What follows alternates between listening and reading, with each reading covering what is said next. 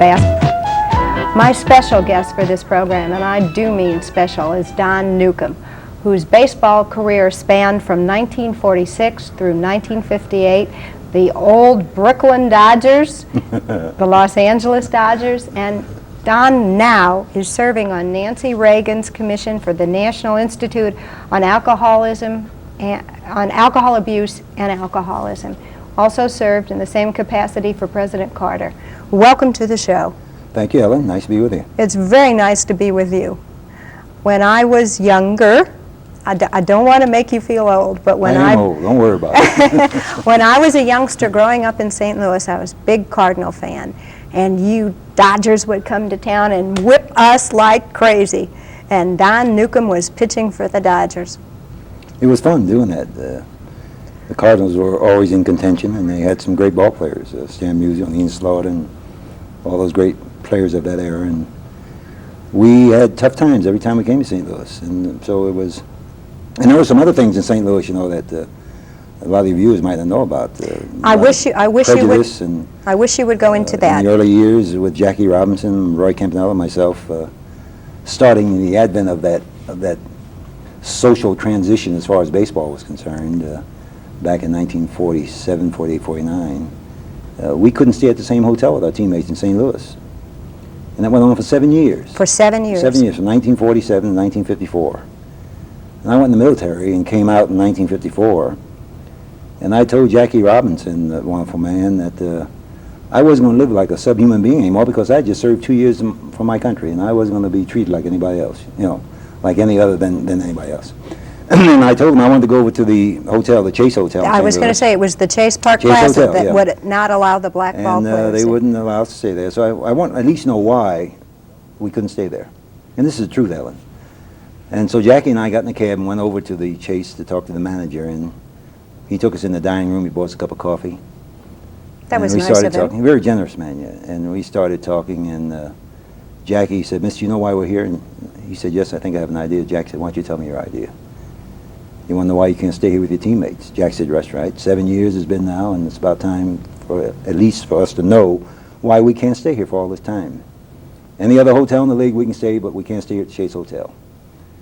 And the guy thought about it. He said, "You know, I've thought about it for 7 years. The only thing I can think of, the only reason I could think of, was that we don't want you guys using the swimming pool."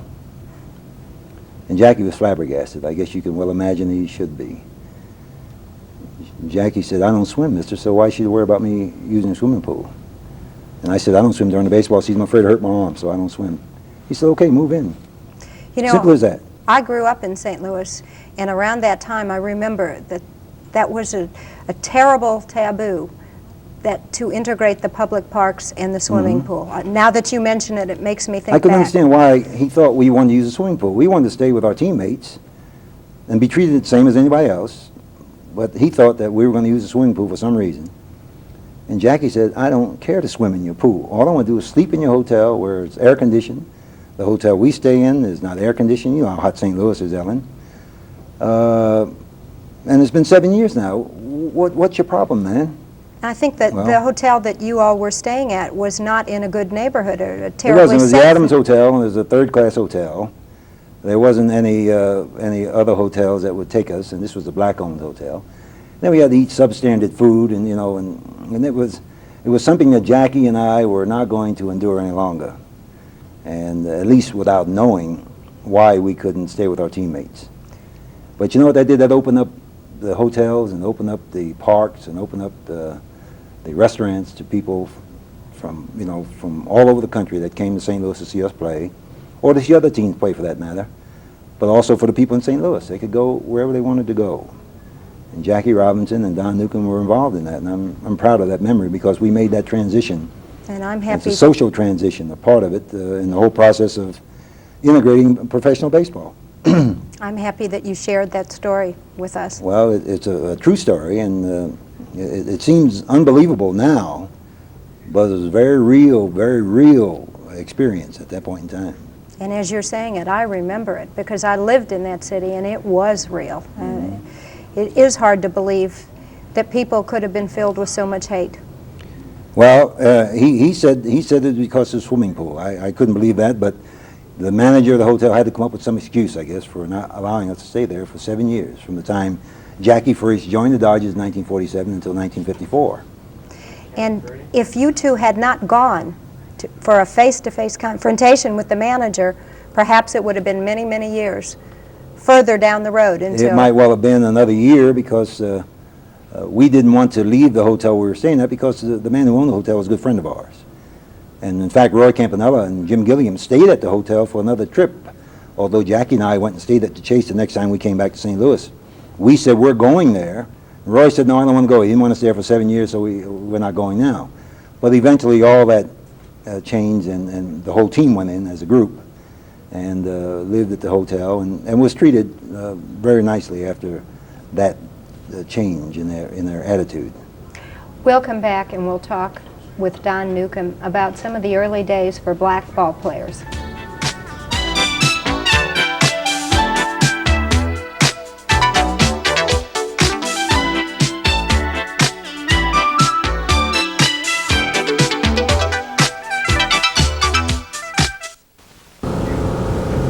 My guest is Don Newcombe, one of the greats in the game of baseball. Played with the Los Angeles Dodgers, the old Brooklyn Dodgers, and is now serving on Nancy Reagan's Commission on Alcohol Abuse. Don, we've been talking during this pause about the racism in the major leagues when you broke in, and some of the things that you early black ball players had to put up with. Do you have any thoughts you want to share with us? It was a phase of life, Ellen, that, for instance, me being a pitcher, it made me tough. It made me feel that I had to retaliate against somebody who really didn't need that kind of retaliation when our players would get knocked down. Somebody on the Dodgers had to do the same thing to the other team. I remember hitting a man in the head one year in 1948. Before the Dodgers? Before the Dodgers, and he had 6 children. He lay in a coma for 6 months. He never played baseball again, and the New York Yankees were expecting him to be their third baseman.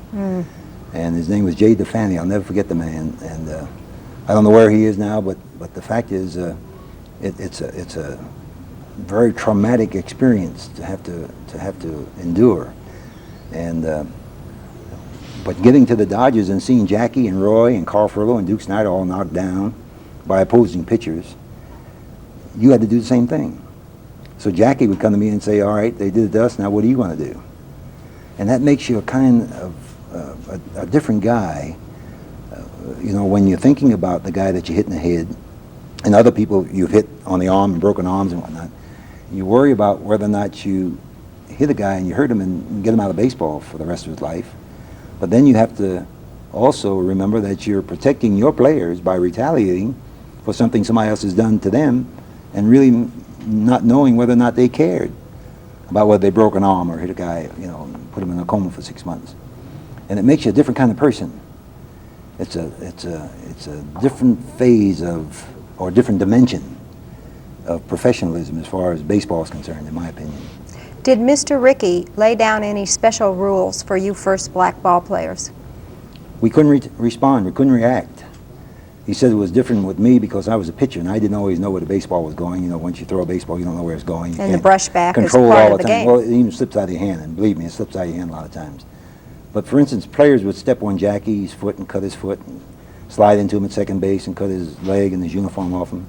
I've seen players at home plate turn around and throw handfuls of dirt in Roy Campanella's face, and they couldn't respond, they couldn't react. It emasculates a man. It takes away your manhood when you can't respond. But if you responded, Mr. Rickey would say, the whole idea is over with, I'm going to scrap the idea. And it might have set the advent of black men in the baseball as it exists now. It might have set that back 25 years had we made a mistake, you see. So Jackie and Roy were not able to make mistakes. That shows you what wonderful men they were, what outstanding people they must have been inside, not only from their professional ranks, but, you know, areas of life, but also their ability to act as men. Jackie, for instance, having to do it by himself at first, and stand out there all alone and not be able to respond or react to any kind of abuse, verbal, physical, or mental, and have to take it. Why, my God, Ellen, Jackie almost had a nervous breakdown after the 1947 baseball season because he had to take all this, and Jackie was a a prolific person. He wanted to, you know, expel his inner feelings to people by things he would say, and he wasn't allowed to do that. So it really took away his ability to be a man. To be a human. In his mind's eye, you see. And the time, it didn't come about for another 4 years, until 1951, when Mr. Rickey said, okay, the restraints are off, you men are on your own. You've proven now that you can do the job that I expected you to do, and now you can go out and be men and be baseball players, rather than pioneers. You see the difference in dimensions. Mm-hmm. Pioneering and being baseball players. Were you allowed to argue with the umpires? Not in the early stages, no. Jackie couldn't argue, Roy couldn't argue. They had to just take what the umpire gave, and a normal baseball player's life is arguing with an umpire. While when I got to the Dodgers, I got to put out so many ball games just by laughing at umpires. They didn't want you to laugh at them because they thought you were making fun of them, and they put you out of the ball game. Well, it was something that made me feel good. Here I am, I'm all of a sudden I'll put out of a ball game. That made me feel good, rather than have to sit on the bench and say nothing. I'm a part of the team now, and I'm a part of the game. And part of the game. And that's what it was all about. We'll come back in a moment, and I want to ask about, were there any physical threats on the early black ball players' lives?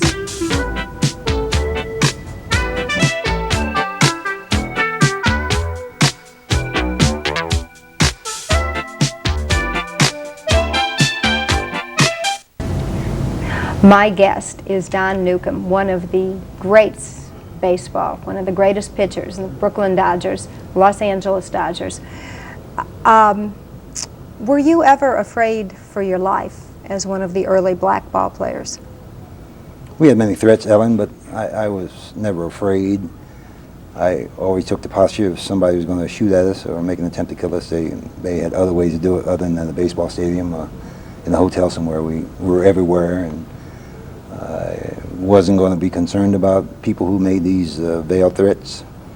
I wasn't going to let anybody interfere with my ability to do my job. I remember we got a letter in Cincinnati one Sunday, Jackie did, about this guy who was going to shoot us, and we had 6 Secret Service men on a team bus with us to go to the stadium. They went on the field with us when we put our uniforms on. And they had stationed all around the outfield, people with rifles. I remember telling Jackie, I wonder which one is the guy that's going to do the shooting. But they were Secret Service people and law enforcement people. And we were so afraid. In the first game, I pitched a shutout. Roy hit 3 home runs, and Jackie got 3 for 4. That's how afraid we were. You know, we were men. We were athletes, and we were doing a job. And that's the criterion that Mr. Rickey used to select us in the first place. Jackie, with his background as a college, former Army officer.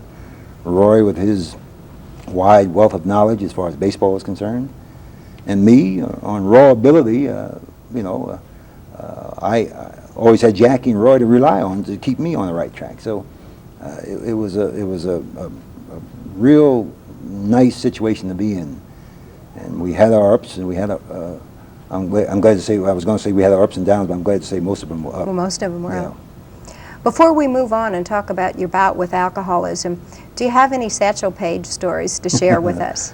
Satchel always made the statement, Ellen, don't look back, something may be gaining on you. So as long as he lived and the career that he had, I guess Satchel never looked back. He just kept going straight ahead. And what a marvelous pitcher he was. I remember pitching against him when I was 17 years old, and what an experience it was, because he was a legend. And here I was a kid just out of school, and I was pitching against this famous man, Satchel Paige, and it was really something to remember. Did he talk to you after the game or give you any kind of fatherly encouragement? No, he was on the opposing team. It was... And it was just a baseball game, and it was billed as Youth Against Old Age, and it was 1944, a long time ago.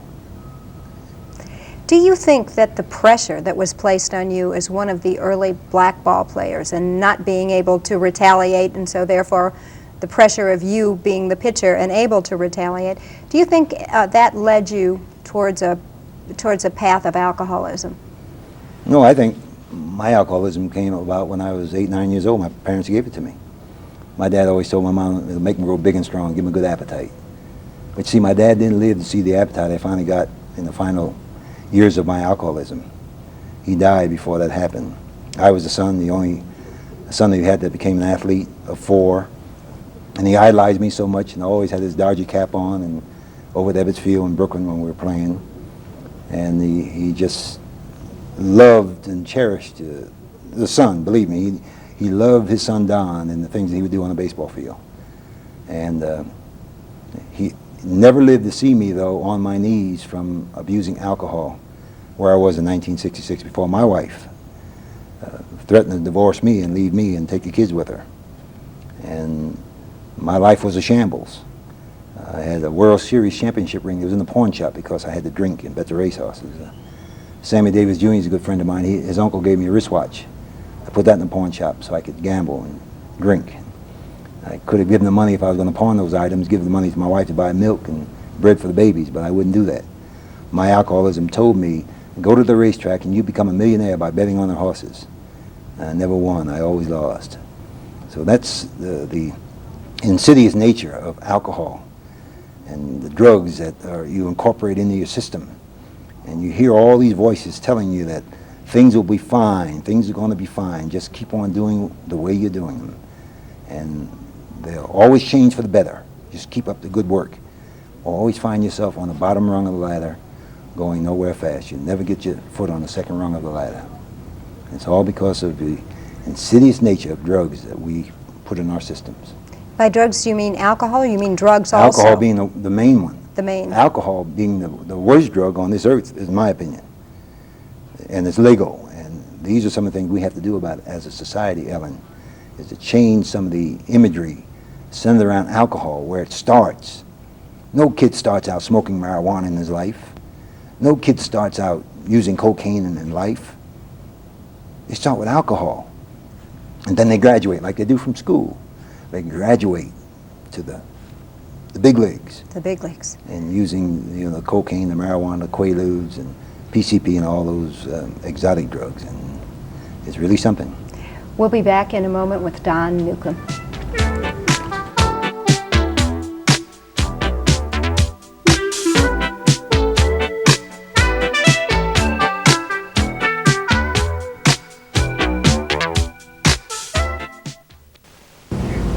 Don Newcombe is my guest for this show. He's been sharing with us some of his recollections of the early days of the first black ball players. I hope you're enjoying watching this show as much as I'm enjoying doing it. Don, were you an abusive drunk to your wife? Yes, verbally, physically, mentally. I abused my wife. I'm very sorry about that. These are some of the things we do when we have this insanity in our lives. And we're trying to be a good husband, good father, but because we put these substances in our system, it has a total effect on changing your sanity to insanity. And one of the major factors in my wife staying with me was that I seek psychiatric help. In fact, there was a psychiatrist I went to one time. I couldn't afford him, but I did go to him. He was the same psychiatrist as Sirhan had, who shot Robert Kennedy. He was in Los Angeles at the time, and I just couldn't afford him. But that was one of the requisites that my wife laid down, that I seek psychiatric help because she thought I was losing my mind. And it was all because of the alcohol and the other, amphetamines and stuff that I put in my system, trying to lose weight and whatever else. I used different drugs for that and mix them with alcohol. And as a result, they were having a very telling effect on my sanity.